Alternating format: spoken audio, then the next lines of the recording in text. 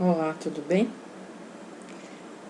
Só para relembrar, meu nome é Sheila, eu tenho um canal no YouTube que eu intitulei como Momento com Você e onde nós estamos falando um pouquinho da palavra do Senhor, algo que Ele nos dá, e eu quero compartilhar com vocês. Hoje nós vamos estar falando sobre Naamã, um homem que viveu no Antigo Testamento. A história dele é relatada no Antigo Testamento, em 2 Reis, capítulo 5. E a Bíblia nos fala que esse homem era um homem muito importante da época. Ele era comandante do exército do rei da Síria. Era um homem muito respeitado e honrado. E diz que Deus, por intermédio dele, deu muitas vitórias à Síria. Mas a Bíblia nos relata também algo sobre Naamã que não é tão glorioso. A Bíblia nos relata que Naamã era leproso.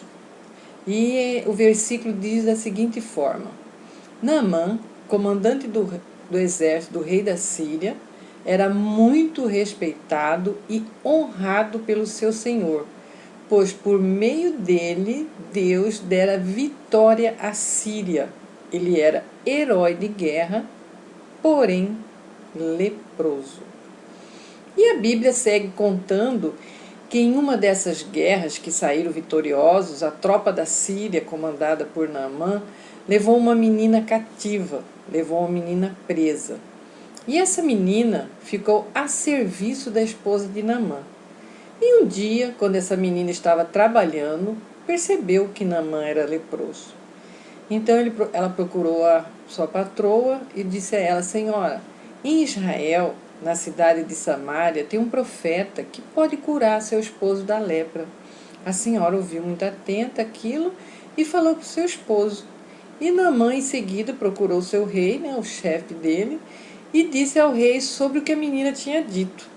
Então o rei liberou Naamã para ir procurar esse profeta. E o rei também enviou uma carta para o rei de Samaria. E a carta, ela dizia assim: junto com essa carta, estou enviando o meu oficial Naamã para que o cures da lepra. O rei da Síria mandou com Naamã essa carta para o rei de Israel, onde estava o profeta que a menina tinha dito que podia curar Naamã da lepra. Naamã então seguiu para Israel, juntamente com seus soldados. Quando chegaram lá, procuraram o rei de Israel e Naamã entregou a carta a ele. Assim que o rei de Israel leu a carta, rasgou as vestes e disse assim: por acaso sou Deus capaz de conceder vida ou morte? Por que esse homem me envia alguém para que eu cure da lepra? Vejam como ele procura um motivo para se desentender comigo. Vamos fazer uma pausa aqui na leitura e vamos focar em 3 pontos. Primeiro ponto, vamos falar sobre da parte da Bíblia que nos fala que Naamã era leproso. Ele diz assim: porém, Naamã era leproso. Infelizmente, na vida de Naamã existia um porém, indicando que algo mais precisava ser dito sobre Naamã. Algo mais, que precisava ser dito sobre Naamã. Além dele ser honrado, além dele ser muito respeitado, além das vitórias que ele havia, que o Senhor tinha dado a ele, que Deus tinha dado a ele, a Síria, através dele, a Bíblia segue relatando que ele, além de tudo isso, ele era leproso. Aquele homem tão bem conceituado e honrado, líder de vários soldados, que havia conquistado muitas vitórias, era leproso. Havia um porém na vida de Naamã, um todavia, um mais, um aspecto negativo aqui nesse contexto. Então eu fiquei analisando sobre isso. Como será que era a vida de Naamã? Como será que ele se sentia? Depois das batalhas, depois das guerras vencidas, das honras recebidas, ele chegava em casa, tirava o uniforme de militar. Então ele se deparava com a triste realidade da vida dele, que o acompanhava, a lepra. Naamã, apesar de todas as credenciais louváveis, era leproso. Tinha no físico algo que não havia como esconder, algo que com certeza o envergonhava. Na vida de Naamã, o porém era explícito, por mais que ele tentasse esconder através de roupas, de mangas compridas, calças compridas, não havia como esconder a mão, não havia como esconder o rosto, o pescoço. Sua lepra estava visível. Podemos imaginar também que a lepra de Naamã ainda não estava visível, estava no início. Poderia estar apenas em partes do corpo, que ele podia ainda esconder com a roupa. Mas quando Naamã tirava a roupa, se olhava, ele via. Ele sabia o que tinha. Esse era o porém de Naamã. Era uma ferida que estava visível, algo que ele não tinha controle e que o deixava muito abatido. Eu fico pensando que todo ser humano tem também um porém. Uns nem tanto visíveis, outros bem visíveis, outros que só é visível para ele mesmo, só quando ele chega em casa, quando ele tira a roupa, tira a máscara, então ele vê, ele se vê. Somente ele e Deus vê. Para outros, esse porém pode estar bem escondido, que às vezes nem ele sabe que tem. Sofre por várias razões, sem saber onde está a causa. E alguns têm, mas só outros enxergam. Eles nem sabem que têm. Qual porém que nós temos?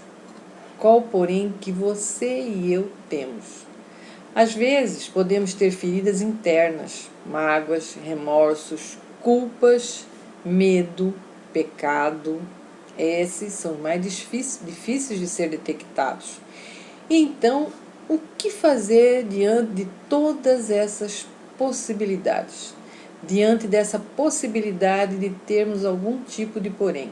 Como saber como agir? Diante desse possível porém, diante dessa ferida, diante desse pecado, ou diante desse porém que está camuflado. Primeiro eu penso que devemos orar e pedir ao Senhor que nos mostre, que nos faça enxergar. E devemos ser sinceros conosco mesmo, né? E assim abrir o nosso coração diante do Senhor. E então se mostrar arrependido, se mostrar disposto a mudar, se mostrar quebrantado. E eu vou falar para vocês aqui 3 versículos que eles são muito preciosos para esse momento que nós estamos lendo, essa parte da Bíblia que nós estamos lendo. O primeiro está em Salmos 69:5. Ele diz assim: Tu bem sabes como fui insensato, ó Deus. A minha culpa não te é encoberta. Quem escreveu esses salmos foi Davi. Davi foi um homem também que viveu no Antigo Testamento. E Davi, ele cometeu muitas coisas erradas e que Deus, ele se mostrou arrependido diante de Deus, Deus o perdoou e ele seguiu em frente. E por isso ele sabe exatamente porque ele escreveu esses salmos. Tu bem sabes como fui insensato. Ó Senhor, tu sabes como eu fui insensato, como eu errei. Por que eu fiz isso? O Senhor sabe que eu fui e eu agora sei, agora, somente agora eu sei. A minha culpa não te é encoberta, Senhor. Você sabe tudo, Senhor. Você sabe tudo, você vê todas as coisas e você sabe o que eu fiz. O outro versículo também está em Salmos, ele está em 51:17, Salmos 51:17. Os sacrifícios que agradam a Deus são um espírito quebrantado, um coração quebrantado e contrito. Ó Deus, não desprezará. Deus nunca vai desprezar um coração contrito, um coração quebrantado, um coração arrependido. E o terceiro versículo está em Isaías 1:18. Vinde, pois, e arrazoemos, diz o Senhor. É como se o Senhor estivesse dizendo assim, ó, pode vir, vem, vamos sentar aqui, vamos conversar, eu vou te ouvir, você vai me ouvir. Ainda que os vossos pecados são como a escarlata, eles se tornarão brancos como a neve.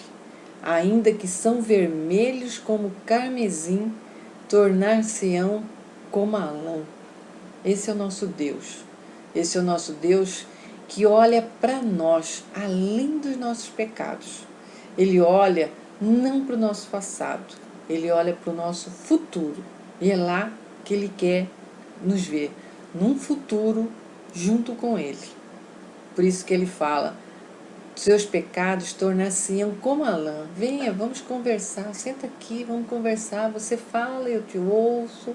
Você me ouve, eu falo, você me ouve, você fala, eu te ouço. Essa comunhão perfeita, é isso que o Senhor quer. E depois de fazer isso, depois de você conversar com Deus, depois que você colocou diante dele o seu coração, depois que você se arrependeu, creia que Ele irá curar suas feridas. Só Deus tem poder para isso. Também vou ler 2 versículos. Um está em Salmos 147, 3, que diz assim: só Ele cura os de coração quebrantado e cuida de suas feridas. É isso que o Senhor quer fazer comigo e com você. Cuidar da sua e da minha ferida. E o outro está no Novo Testamento, em Mateus 11, 26, que o próprio Senhor Jesus Cristo nos diz: venham a mim todos os que estão cansados e sobrecarregados, e eu lhes darei descanso. Isso que o Senhor quer, nos dar descanso. Então o que nós temos que fazer? Buscar a Deus e descansar em Deus. Essa é a porta para o alívio do seu coração e do meu coração. O segundo ponto para estudarmos nessa história, nessa leitura, é sobre a menina. A menina que foi levada cativa, a menina que foi levada presa e ficou sendo serva da esposa de Naamã. E eu fico pensando, a Bíblia relata assim, uma menina foi levada cativa. E eu fico pensando, quantos anos será que essa menina tinha? Será que tinha 10? Será que tinha 12? Será que tinha 15 anos? E eu lendo a história, eu vi também que essa menina, nós podemos dizer que havia nela também um porém. Havia nela também um mas, um todavia. Um porém que não era visível aos olhos, mas algo que mostrava a grandeza interior dela. Algo que era como misericórdia e bondade. Ela era tão criança, tão menina, porém tão misericordiosa e tão bondosa. Aquela menina não colocou na balança o fato de ser escrava, de estar presa, de ter sido levada cativa. Não levou em consideração o fato de Naamã tê-la separada tão nova dos seus pais. E por que ela agiu com bondade e misericórdia? Porque ela conhecia Deus verdadeiramente. Ela conhecia o Deus de Israel. Ela sabia que Deus é amor. Por esse motivo, compartilhou com Naamã a boa notícia. Ela disse, lá em Samaria, tem alguém que pode te curar. Temos aqui que aprender muito com essa menina. Aprender que independente das circunstâncias, independente do que eu e você estamos passando, o que vem primeiro é o amor a Deus e o amor ao próximo. Talvez hoje você não consiga perdoar aquela pessoa que te feriu, não consegue esquecer, por quê? Porque não perdoou. Entenda uma coisa, cada um vive no seu próprio tempo, cada um vive no seu próprio compasso. Não podemos exigir do outro que ele dê algo que não tenha. Não podemos exigir do outro que ele caminhe aquilo que você ainda não caminhou, aquilo que você também não tem, aquilo que nem você mesmo aprendeu. Às vezes, exigimos muito dos outros e não exigimos nada da gente. Às vezes, essa pessoa que te magoou, que te feriu, também está ferida. E a pessoa machucada, o que faz? Machuca. Devemos aprender a ter os olhos de compaixão e misericórdia. Aprender com essa menina. Aprender que também estamos longe de ser perfeitos. e que só conseguiremos crescer espiritualmente se aproximarmos de Deus, se buscarmos conhecê-lo, se desejarmos ser parecido com Ele. Todos nós sempre dizemos: sou filho de Deus, sou filha de Deus, mas esquecemos de um detalhe muito importante: todo filho legítimo se parece com o pai. Nos parecemos com o pai? Terceiro ponto. O rei de Israel, quando leu a carta que o rei da Síria tinha enviado através de Naamã, rasgou as suas vestes e também disse: vejam como ele procura um motivo para se desentender comigo. Assim que está escrito no versículo. Assim que o rei de Israel leu a carta, rasgou as suas vestes e disse: por acaso sou Deus, capaz de conceder vida ou morte?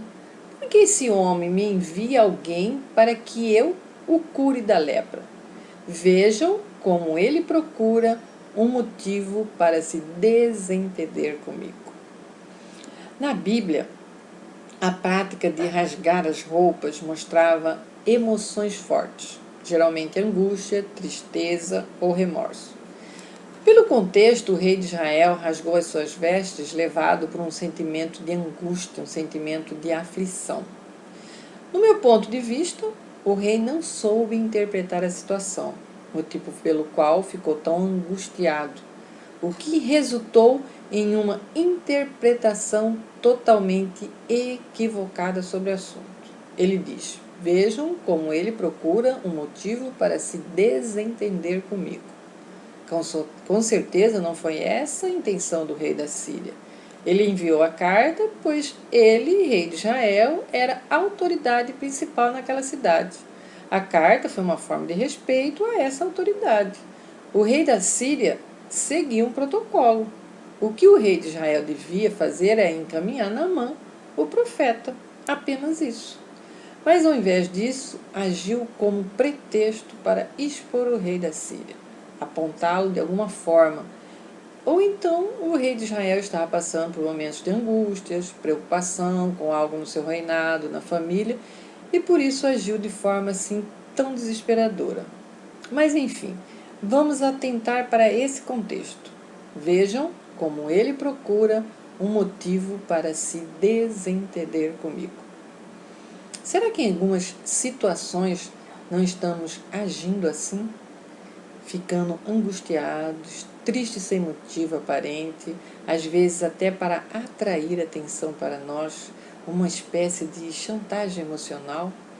Será que não estamos rasgando as nossas vestes através do choro, lamentações, reclamações, por motivo de não saber interpretar a situação e assim agimos de forma exagerada?